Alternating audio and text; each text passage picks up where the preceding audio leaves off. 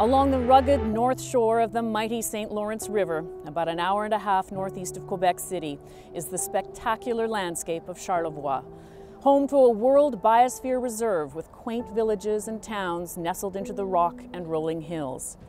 High on a cliff, the historic Manoir Richelieu has long been a resort destination for the wealthy, and now host to the G7, the leaders of the world's advanced economies and leading democracies.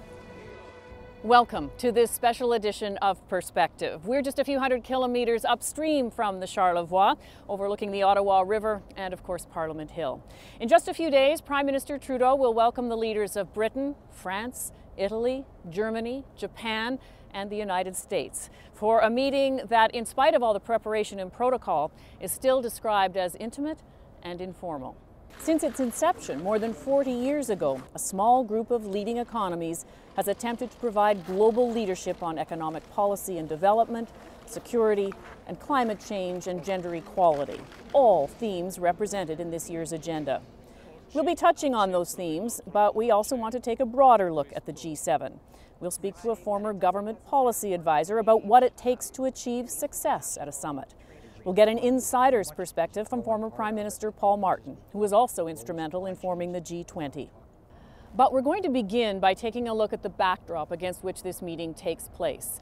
A rising tide of populism and nationalism, economic fear and uncertainty, and the growing conflict between the so-called winners and losers of globalization. Our first guest is a respected political scientist and expert in global political risk.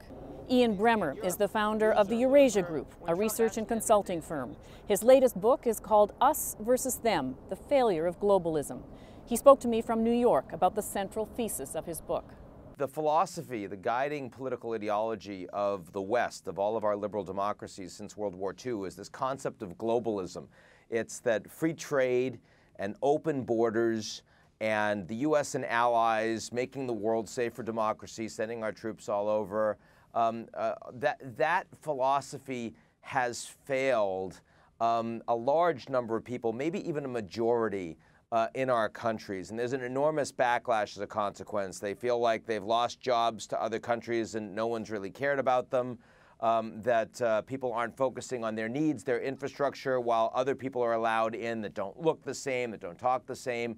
We're sending troops all over the world for failed wars, aren't treating them like heroes when they come back, and they're doing the bulk of the dirty work around it. And that's caused an enormous amount of anger, and it's getting larger, frankly. And it's not just in the U.S. We're seeing it pretty much all of the advanced industrial democracies, except Japan, where there's no immigration, where the population is shrinking, so per capita they're doing really well, and where the military isn't allowed to fight wars other places. That's kind of a disturbing story.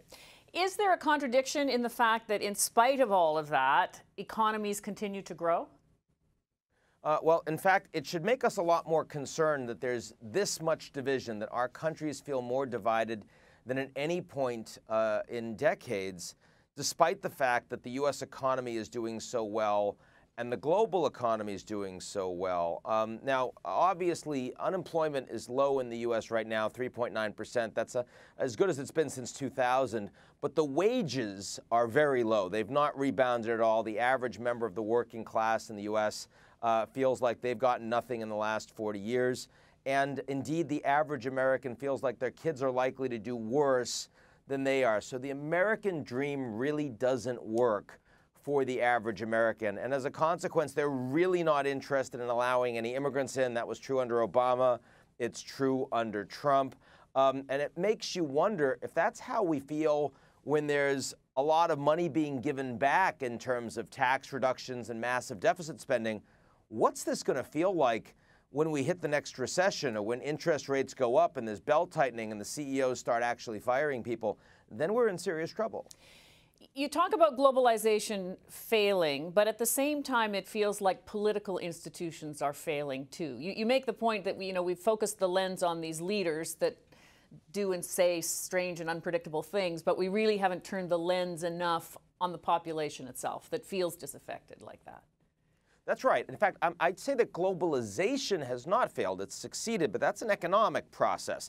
Globalization is the reason we have a global middle class. We've brought billions out of poverty. China's become an economic superpower because you've created a lot of growth and you've actually made goods a lot cheaper because borders are open. But if the average American or average Canadian doesn't feel like they've benefited from that, then they're not going to continue to support those policies. And so you saw that in the 2016 election, even Hillary Clinton, who was an architect of the Trans-Pacific Partnership, said that she opposed it. Of course, Bernie Sanders did as well. Donald Trump actually pulled the Americans out of it. And the willingness of the average American to vote for something, anything, that even might break the system just to show that they're angry with the establishment, the political leaders, the business leaders, the bankers, the mainstream media that they feel are lying to them, don't care about them. That's why we got Brexit. It's why Merkel's doing so poorly right now in Germany. And it's why we have Trump in the United States. Take us a little bit beyond what I will call the comfort and, yes, some discomfort in Western countries and look a little bit at the developing world, because you do draw distinctions there between what's happening among more prosperous industrialized countries and the developing world. It feels like you're staring at... I would say. Yeah, go ahead. Two things I would say. First is that globalization is still seen as a pretty big positive by most in the developing world. So if you go to China or India or Mexico or Brazil, I mean, this is where the middle classes really gained because they got all the jobs, right? I mean, their labor forces are cheaper, and they were able to buy refrigerators and then motorcycles and now cars precisely because of free trade. So they don't oppose it. They right now are supporting anti-establishment trends much more because they think their governments are corrupt. They're kleptocratic together with the businesses. They're not taking care of a middle class with higher expectations. That's the wave we're seeing in Mexico right now with López Obrador, in Brazil on the Lava Jato case, that kind of thing, the impeachments you're seeing. But the danger in emerging markets has to do with technology. It's that precisely the same wave of globalization that brought all the jobs to them because their labor was cheaper. Now their labor is getting more expensive and saying, you know what, it's a lot cheaper to automate those jobs, to use robots, use big data, use AI, than it is to actually have those jobs in China producing goods for Canada, the United States. If that really gains momentum, then you're going to see an enormous backlash in countries that aren't as wealthy, don't have the social safety net, and have political institutions that are much less resilient. So the potential that the wave that we're seeing right now in the advanced industrial economies gets global is actually pretty significant. Why can't sophisticated, established political institutions respond to some of this? Because we don't care. Because it's not a crisis. I mean, you know, why can't the Israelis take care of the Palestinians? Why can't they have a two-state solution? 10 years ago, you had people saying that we had to do that or Israel would fall apart. Turned out they were wrong. Turned out that they could wall the Palestinians off very effectively. They didn't need their labor. They were able to stop Hezbollah missiles from coming in. They could stop tunnels from going in under the ground in the Gaza border. Israel now has one of the best advanced industrial democracies in the world, independent judiciary, freedom of press, transparency, anti-corruption, as long as you don't think of the Palestinians as people. And I think that the ability of us in the United States and Canada, business elites, media elites, political leaders, to simply divide the population and live with much greater structural inequality, there's very little threat to our political leaders. So we can vote for Trump, but the swamp doesn't get drained. In fact, he looks domestically like a traditional Republican candidate. Regulatory rollback, conservative judicial appointees, Fed appointees like you'd see under Jeb Bush.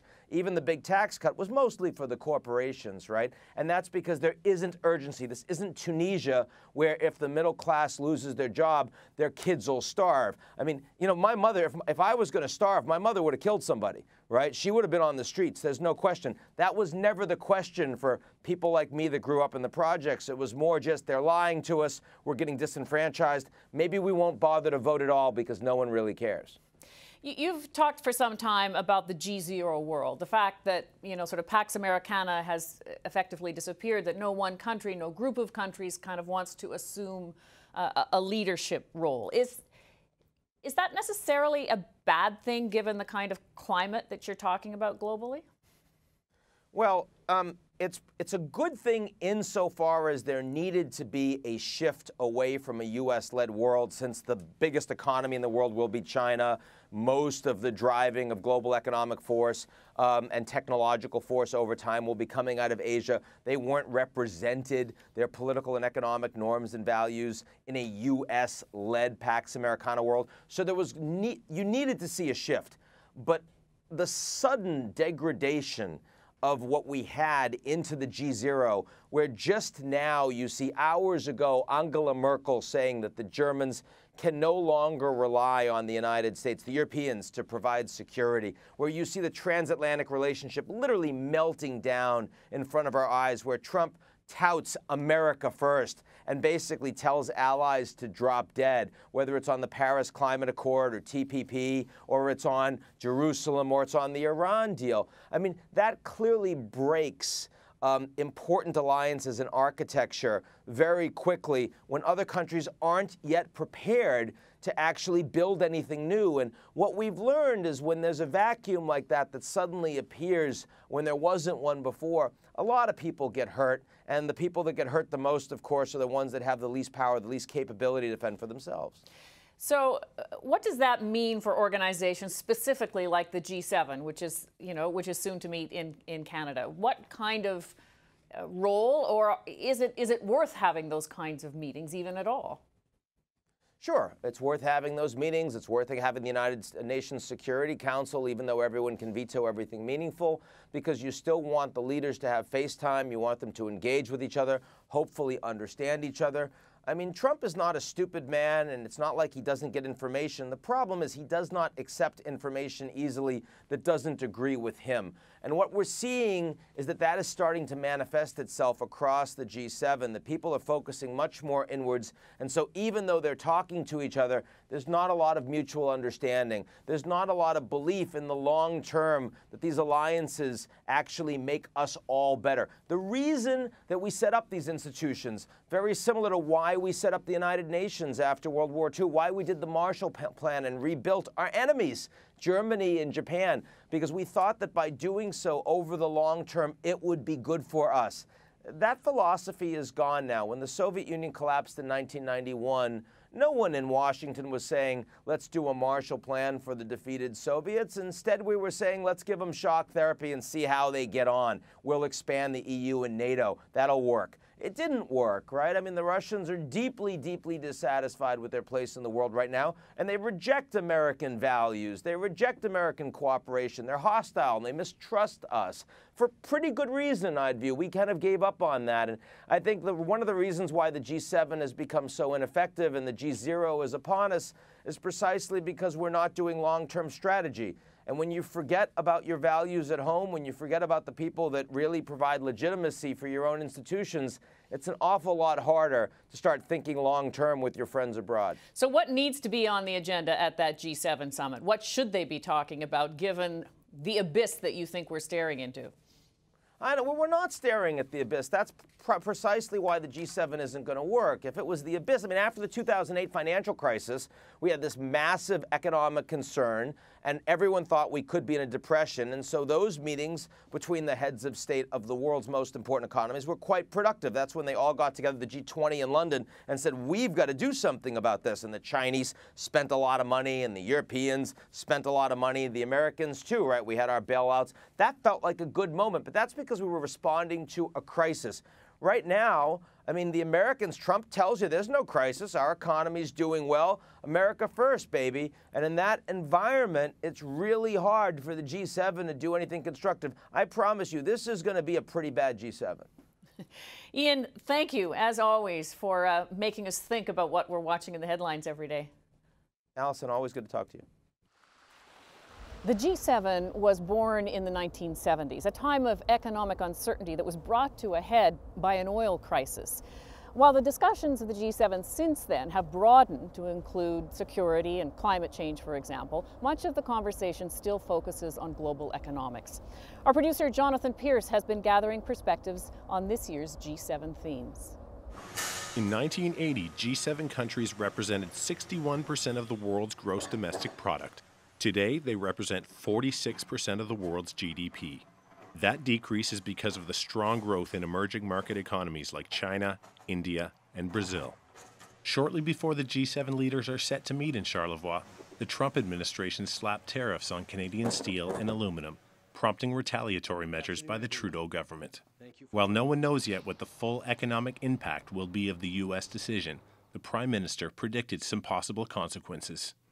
These tariffs will harm industry and workers on both sides of the Canada-U.S. border, disrupting linked supply chains that have made North American steel and aluminum more competitive all around the world. Before this latest salvo by the Trump administration, Canada liked to boast that it had the highest economic growth among G7 countries last year.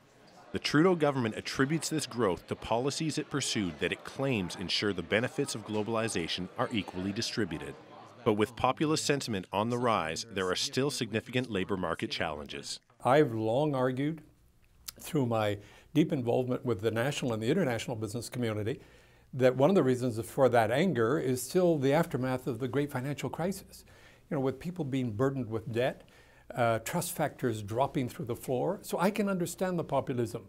But you know, when you have populism, you have to counter it. You have to counter it with smart policies, and you have to counter it with leadership. People are feeling insecure because of trade agreements, globalization, and also technological change in which people are, without a lot of notice, being thrown out of careers just because the technology has changed.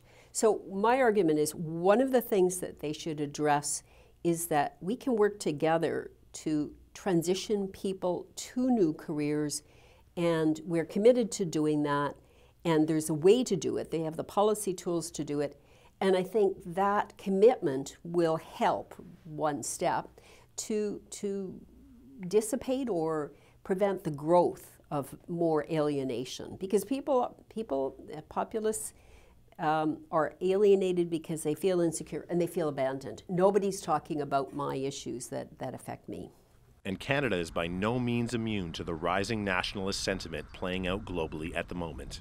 A very good poll done of Ontario voters, and they said there is growing populism, suspicion of trade, reluctance about immigration, and it's rooted in I feel insecure and I feel my issues aren't being addressed by the leadership. This year, G7 leaders will discuss how to prepare for jobs of the future. Robotics, artificial intelligence, 3D printing, and clean technologies will change the way we work. Across G7 countries, about 1/3 of jobs are expected to be changed by automation. Governments are struggling to find solutions for those being displaced by rapid technological change. Canada recently announced 500 student work placements in the field of artificial intelligence. A small step, but there is still no clear way forward to prepare for the jobs of the future. We know that with the arrival of artificial intelligence and these stunning advancements in technology, that there has been huge job disruption, and that job disruption is going to grow. What are the policies, the domestic policies of the G7 countries to actually come to terms with that? And I'm of the view that we're hardly out of the starting gate on that. First as Finance Minister and then as Prime Minister, Paul Martin has an insider's perspective on the G7. He also played a key role in the creation of the much larger G20. I met with him recently in Montreal to talk about the evolution of these international fora, the kinds of issues to be grappled with now, and the role of Canada. Here's our conversation. When you began work almost 2 decades ago now to create the G20, you saw something missing in what the G7 was able to accomplish on its own. What did you see then? Well, it's what I didn't see. I was sitting at the table. I didn't see a representative of China or India, two of the largest economies in the world, nor were there a representative of Africa, South America, or the smaller Asian countries.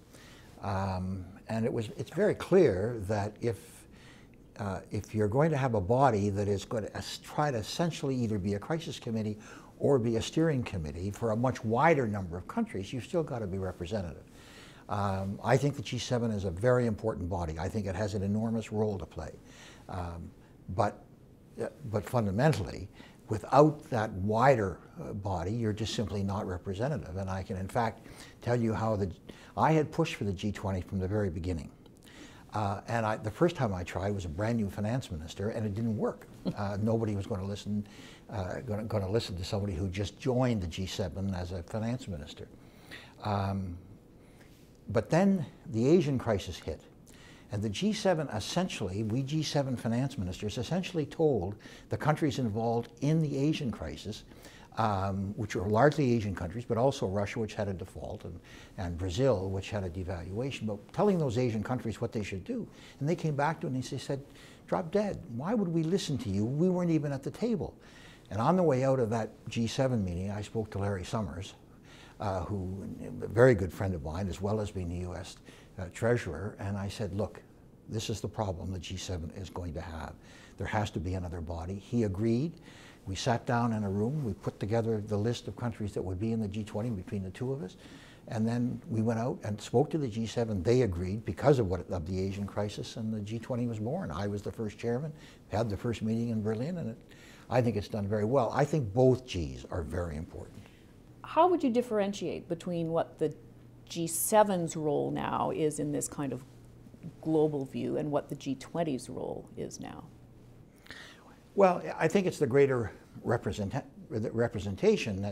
that you know, is symbolized or is in fact realized by the G20. Mm-hmm. But there are areas where those very large countries, Europe speaking as one, and then obviously Japan, the United States, Canada, as the others. But they really do mesh together very, very well. I'll give you an example. Both have indicated that the G20's idea of a compact with Africa is crucial. And the G7 is, I believe, is supportive of that. Well, what that really means is that you've just got that much more weight behind a concept.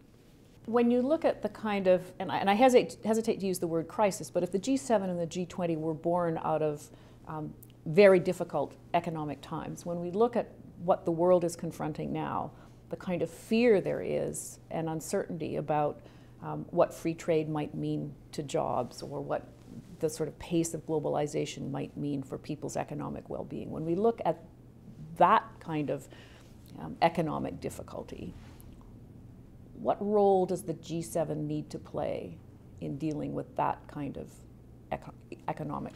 Well, I think we have to understand, you talked about crisis.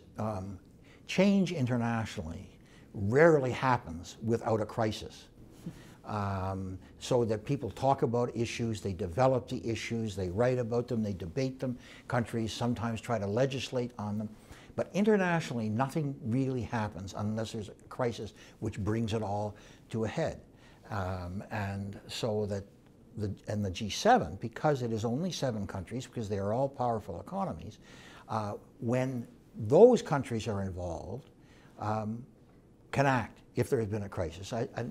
The example that I would give you is that there's obviously a major problem that is now occurring between Europe and the United States as a result of the United States walking away from the Iran agreement, and the question as to whether, in fact, how sanctions are going to apply, and are they going to apply to Europeans who are dealing in that country, and what's the effect in the United States. So they're going to have to deal with this. That's perhaps the item that's not on the agenda that will be on the agenda at the G7. I think it has to be, and if it isn't in the official communique, I can tell you right now, it is going to be. If they wrote a communique in the corridors, it would be there.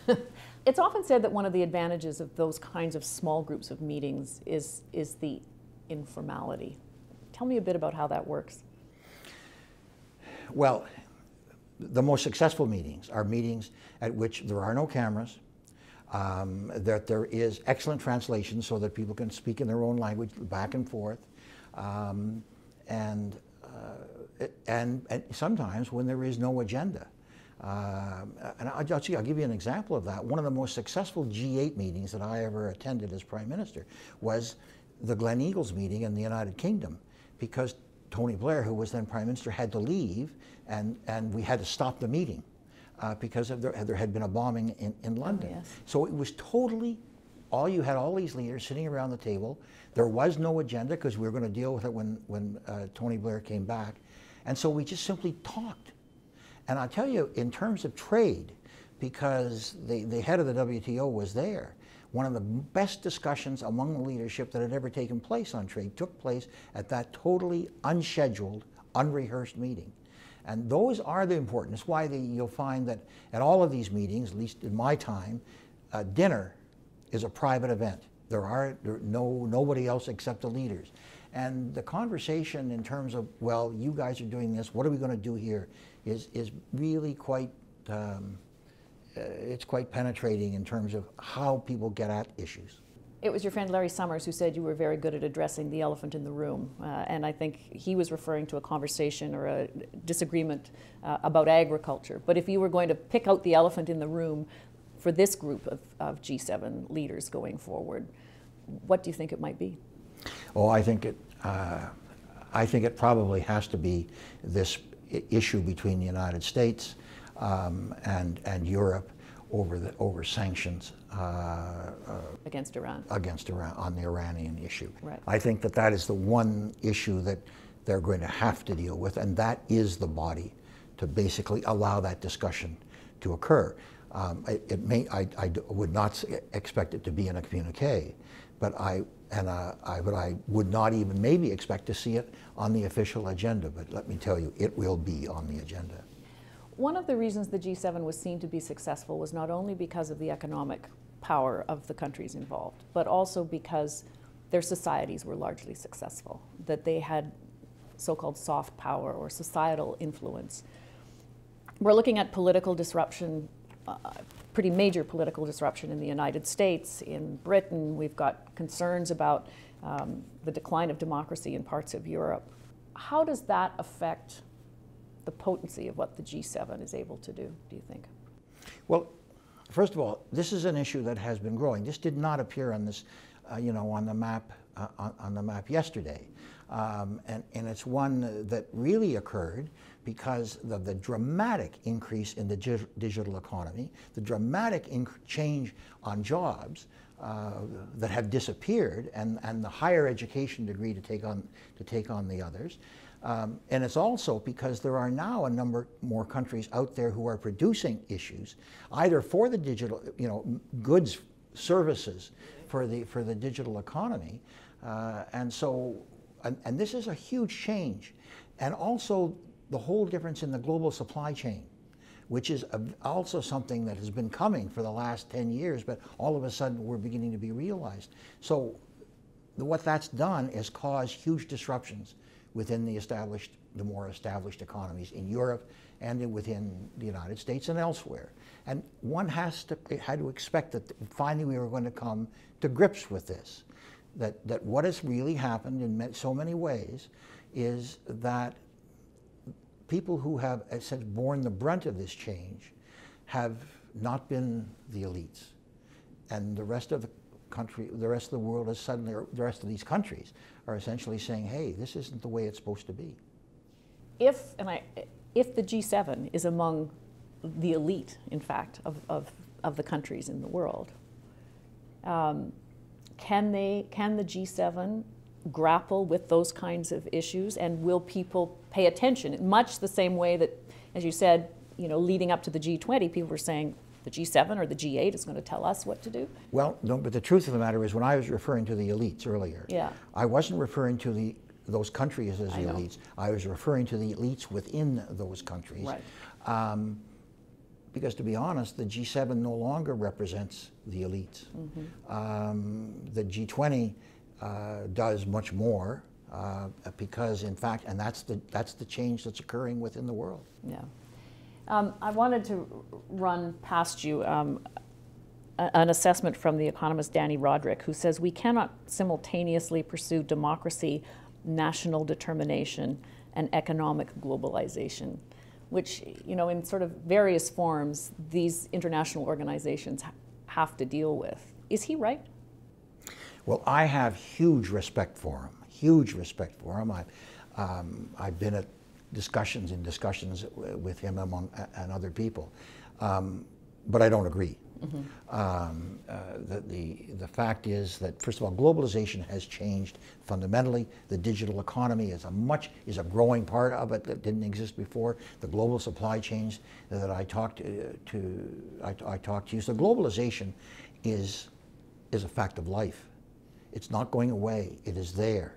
It changes its colors, and that is what is in the process of happening. But to sort of say that things like democracy or sound economies are incompatible with globalization, I don't agree. Globalization is a fact of life, and you're not going to walk away from it. We live in an era where climate change, which is a social issue, has massive economic consequences. We also live in a world where the 2008 recession, which was an economic catastrophe, had huge social consequences. So there is no distinction to bring between them. Globalization is globalization. It changes its code, but the fact is we've got to make it work. And I don't believe to say that you can't have globalization, democracy, and decent economy at the same time. That can't be the way the world has got to work. That's what the G7 and the G20 have to deal with. I was going to say, as globalization changes its colors, which is a nice way to put it, how do those international organizations, then those loosely knit groups of people, how do they have to change? How do they have to adapt to that kind of reality and the fear and uncertainty that we hear from people in some of those countries? They have to recognize it. And that is the problem that occurred, that for so long, so many of these countries essentially did not recognize what was happening to people. I mean, so the 2008 recession, which is really, an event that had far greater consequence than I think most people say. What happened in too many governments is that they ignored what was happening to people down here, because the people up here were not being affected all that much, and that's what's happened. And the advantage of having a G7 or a G20 is that they now understand it and they now have to deal with it, and I think they recognize that. Is it something that can be dealt with in sort of that multinational forum? Yes, it won't be dealt with in a communique, but yes, it will be. And that's where we go back to the conversations that we were having before, when people face up to this kind of thing. Unfortunately, it takes a bit of time, and you wish it didn't, I wish that it didn't. But 9 times out of 10, this kind of change requires something quite significant, which they'll say a crisis, to recognize that people have finally got to move, and then they move, and it takes longer than what you think. But there's no doubt in my mind that people are in the process of dealing with those issues. And there's no doubt that it's been slowed down very heavily by what is happening in the United States. But I do believe that the world is going to deal with these issues. I want to ask you a little bit about Canada's role. I mean, not only is Canada hosting the G7, but Prime Minister Trudeau, and I mean, even at the time of your government, you talked about Canada playing a bigger role on the international stage, and harken back to the role that Canada played in the 1960s. Realistically, what role do you think Canada can be playing? I think we can play a very important role, and it goes back to your earlier question. So often, the issue isn't what are we going to do. We know what we have to do. The real issue is how are we going to get it done? And a country like Canada, which is not one of the great economic powers, but is a highly respected country, can work at how do we get it done. That really is the dealing with individual country by individual country. How do we overcome these kinds of issues? We don't talk about how do we get things done. We talk about what do we have to do. I think we know what we have to do, but somebody has got to take the lead on how do we get it done. That doesn't necessarily have to be, or maybe it cannot be, one of the great economic powers, but it can be Canada. Is that I mean, you're talking about it in the terms of the current sort of global context, but we're looking at a situation now where the United States has traditionally taken that kind of leadership role, and it appears now that it does not want to play that kind of international leadership role. Apart from Canada, where should we be looking for that leadership? Well, I think we should be looking to Canada, but I think that we've got to look at the other countries. I think that one of the most important things that happened within the G20 was that when the United States withdrew from the climate change agreement, had the G20 flinched, then I would not be as confident I am, but it didn't flinch. It said, we're continuing with climate change. And that means that there will become a time when the United States will recognize that it has to deal with it, as there will be a time when all countries will recognize they have to deal with the dying oceans. And I think that Canada can play a very important role when that happens. Thank you very much for your insight. Thank you. Just a week before the summit, where climate change is high on the agenda, the Canadian government bought a pipeline. Our government's position is clear. It must be built, and it will be built. Well before the $4.5 billion investment in the Trans Mountain project, there was a blunt message from world-renowned economist Jeffrey Sachs. No more pipelines. We don't want your stuff. Sachs says the world's dependence on fossil fuels threatens our very survival, and governments worldwide need to make significant long-term change in their economies to offset the harmful effects of climate change and carbon-intensive development. We know that to achieve the goal set in the Paris Climate Agreement, staying well below 2 degrees Celsius and warming, we have to shift to a zero-carbon energy system by the middle of this century. In other words, moving from coal, oil, and gas to wind, solar, hydro, geothermal, and nuclear energy, and some biomass also where it can be used sustainably, so that we're not emitting carbon dioxide into the atmosphere.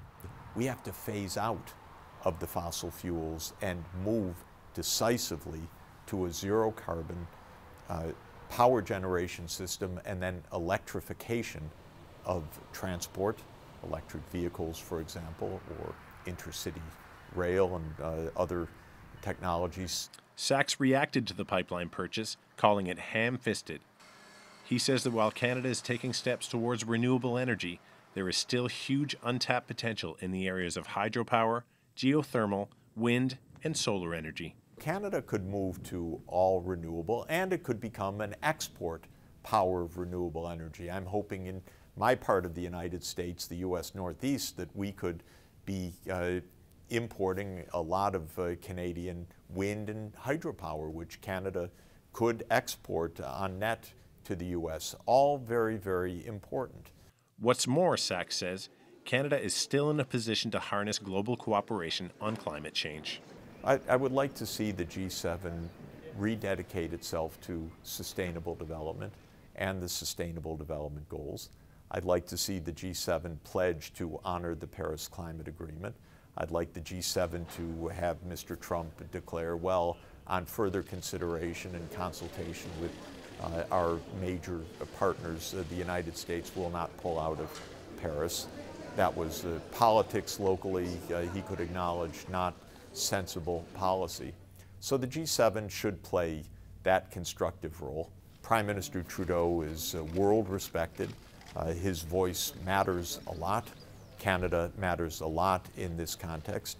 And the position needs to be very clear and very strong that we're for planetary survival, we're for sustainable development, we're for fairness, and we're going to move beyond the very local and very short-term politics. Canada and the G7 countries signed onto the Paris Agreement on Climate, which came into effect on November 4th, 2016. Here's where the countries stand on meeting their goals. Canada, reduce emissions by 30% from 2005 levels by 2030. It will be almost 4% short of its goal. France was to reduce its emissions by 40%. It will be 11% short. Germany will not meet its 2020 climate goals and has no current plan to keep itself on track for its 2030 goals of reducing emissions by 55%. Italy's goal is to reduce its emissions by 40% by 2030. It projects only a 24% decrease. Japan needs to reduce emissions by 25% by 2030 and is projecting a reduction of 22.75%. The UK says it will likely meet its commitment to the Paris Agreement and is projecting a reduction of 52% by 2030. The U.S. President Trump has said the U.S. will pull out of the Paris Agreement, and the country has not submitted any reports on its goals to the UN in 2017. For the Trudeau government, gender equality has long been a stated priority, and the same is true for Canada's presidency of the G7. An oft-quoted statistic is from the McKinsey Global Institute, which says that advancing women's equality could contribute $12 trillion to the global economy by 2025. With that in mind, Canada's goal at the G7 is to have women's equality reflected in all its themes and initiatives. Whether it's international aid and development issues, whether it's finance and the economy, whether it's security, addressing the gender perspective in all of those has been, so far, a really important and a very productive part of the conversation, because I don't think we can get anywhere if we just talk about the issue and then say at the end of it, oh yeah, and then what about the gender perspective? It has to become an integral part of what we do. The role of women in decision-making would change the complex to some extent of how decisions are made. I'm not suggesting necessarily that no one would ever go to war with one another, but there is a factor where I think the role of women in decision-making would be very important. One of the big focuses is going to be on educating women and girls in crisis areas, because we do a good job of education in general, we do a good job of humanitarian support in crisis areas, but that education in crisis areas like refugee camps or failed states is one of the hardest things to do, and we need to be investing in that. I'm really, really proud of Canada for making a goal for themselves that they're going to make a gendered approach to humanitarian assistance, and they've actually quoted that they're going to focus on making it 95% of their humanitarian assistance to be gendered, and I'm just extremely proud of that, and I really hope that Canada encourages or Canada inspires other countries to take a more gendered approach to their foreign policy making process.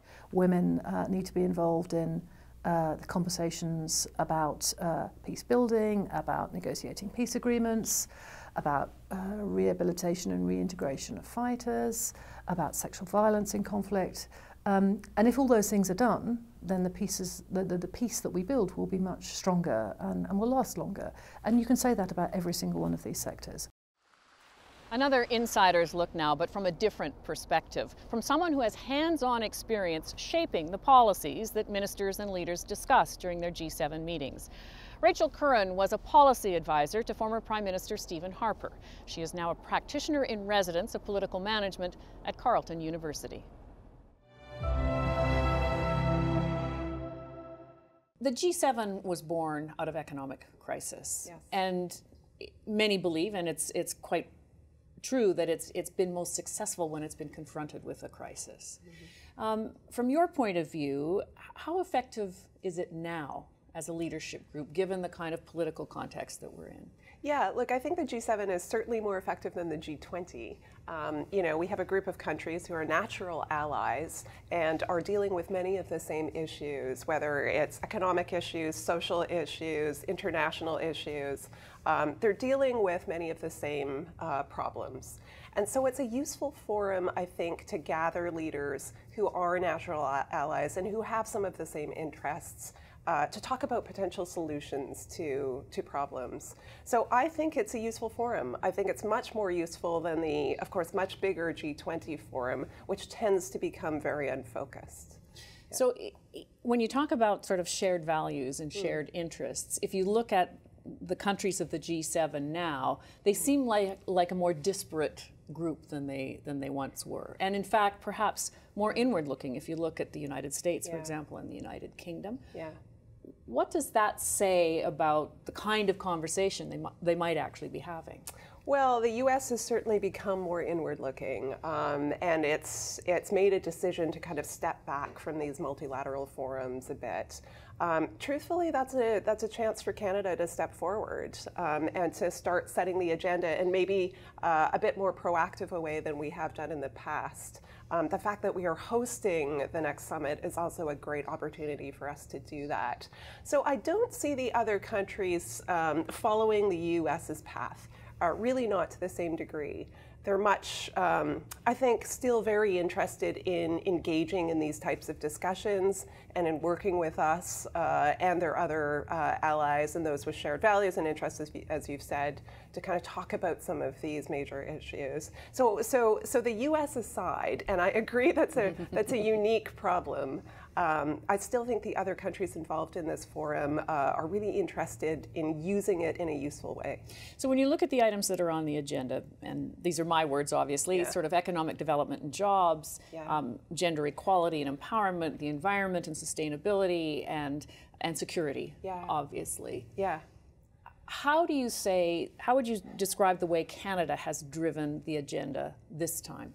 So here's what, and I'm going to try not to be partisan about this, but we have put forth a multitude, at least half a dozen sort of priority areas that we want to talk about.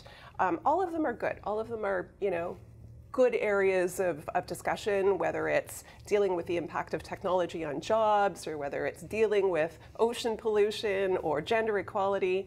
Any of these issues that we have flagged for discussion, I think are worth discussing. But when you have a forum like this, when you have a meeting like this, as the host, you really have the chance to drive one particular initiative. That's it. I mean, these countries all have their own political contexts. They've got their own domestic interests they're pursuing. If we are going to be effective, we need to pick one thing, one concrete thing, and we need to decide that that's what we want to drive. So of course in 2010 when we hosted the summit, the last time we hosted the then G8 summit was in Muskoka. And Prime Minister Harper at the time picked child and maternal health as the initiative that he really wanted to drive. And so Canada said, look, we're stepping up to the plate with close to $3 billion in funding. We want all of you, our allies, to contribute also, because this is a tremendously important initiative.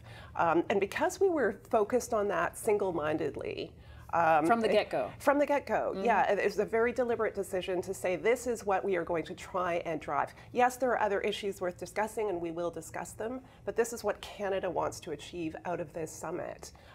We were able to do that very successfully. So at that meeting and every meeting thereafter, Prime Minister Harper was able to secure commitments from the G7, G8 members to invest in child and maternal health.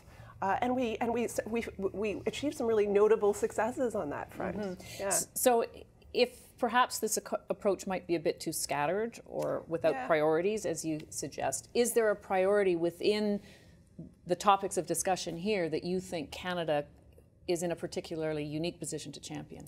Well, so look, I know that the current government, for various reasons, has an interest in gender issues and gender equality. That's great. If that's what they want to advance, pick one concrete thing that they want to accomplish and work towards that. So right now they've set up a gender advisory council and a few other groups who are going to advise on maybe things that the leaders might consider. Let's figure out what we want to actually do, present that to G7 leaders and say, are you on board? Are you going to work with us on this? So right now it is a little bit unfocused. Look, I'll be honest, the other thing I think we could work on is immigration. Canada has a really unique approach, uniquely successful approach, I think, to immigration policy. It's a hot issue in the rest of the G7. They're not doing so well on that front for various reasons.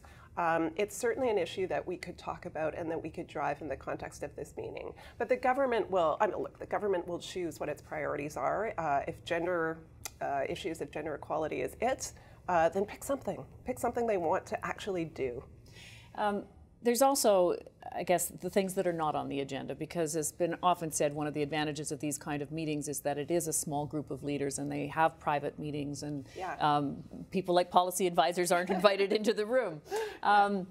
So given that, tell me a little bit about what we might expect to watch for. Former Prime Minister Paul Martin said he thought, for example, that the United States pulling out of the Iran nuclear agreement and the trade implications of that will be something that those leaders want to discuss. From your point of view, what's the item not on the agenda that you think is going to be top of mind? Well, that's a good question. I think trade might be it. We have, the U.S. sort of stepping back and deciding that it doesn't necessarily want to engage in these international trade agreements as actively as it has done in the past. That's not specifically on the agenda. I think other countries may want to raise that and talk about the U.S. leadership role when it comes to trade. Look, that said, at most summits, yes, the private meetings that happen on the margins of kind of the official agenda are where the real work gets done and where the interesting discussions happen. And we certainly have an opportunity, I think, to have some of those discussions with President Trump in particular when it comes to NAFTA, which is a critically important file for our country. For the Prime Minister to kind of engage with the President on that file in the context of this meeting, perhaps in a private discussion, will be really important.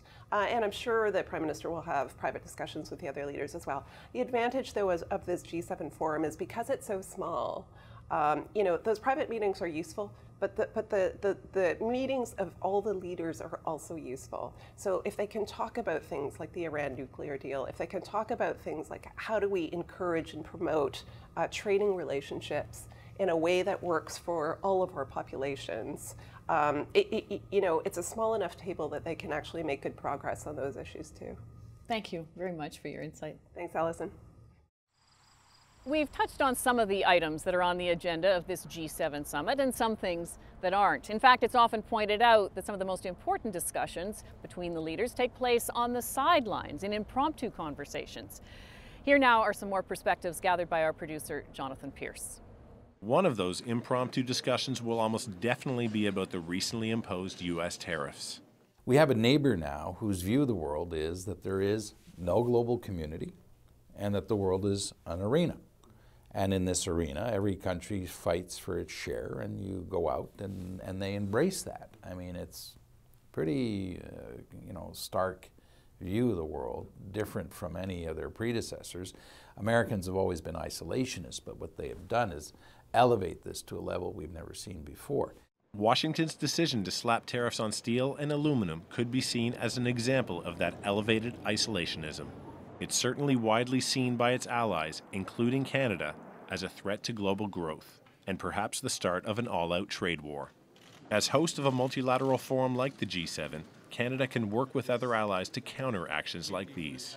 This world works if it's rule-based. If countries the size of our country are able to work in an environment where there are rules and not just sheer brute power, because if that's the case, this isn't about getting everything you want because you're stronger than the other side. It has to be about rules that allows everyone to grow. So that's what we're being confronted with. And we should be working at rallying all the other countries who share our view of the world.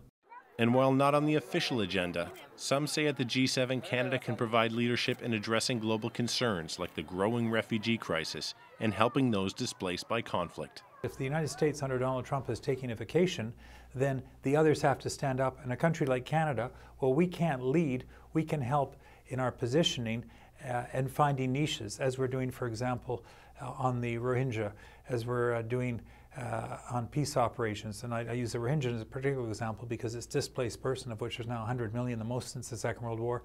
And what we're doing is shining a light on a difficult problem. Again, we're not going to solve the problem, but we can use our moral authority, in a sense, to say this is something the world should pay some attention to, and thus you have Bob Ray and Christopher Freeland going over there and talking to the Islamic Cooperation Summit, which is, again, something which is not normal, but is the kind of thing I think that countries like Canada that want to be constructive, we now have to step up because the system is under such strain and is truly crumbling at the edges. I think a focus for Canada should be the global refugee crisis. I think the fact that there are approximately 22.5 million refugees in the world Above half of those are under the age of 18. I think this should be seen as a very serious human security concern, and should also be seen as an opportunity for Canada to reaffirm their commitment to protection of global human rights. On top of, while Canada has been leading the way in terms of resettlement, I think there's a lot more we can do in terms of supporting the global south, who actually do host the vast majority of refugees in the world right now. Of course, as with previous international summits, there are protests planned to coincide with the G7 meeting in Charlevoix. And this will also be U.S. President Donald Trump's first visit to Canada, and that may generate some protests as well. Overall, the security budget for the ministerial meetings and the summit itself this year are some $600 million. The violent protests at the Summit of the Americas and the G20 that made international headlines are on the minds of residents of Quebec as the meeting approaches. The security preparations around this year's meeting area have been extensive. A 3-meter-high metal fence stretching over an area of 3.7 kilometers with a sophisticated surveillance system installed alongside it.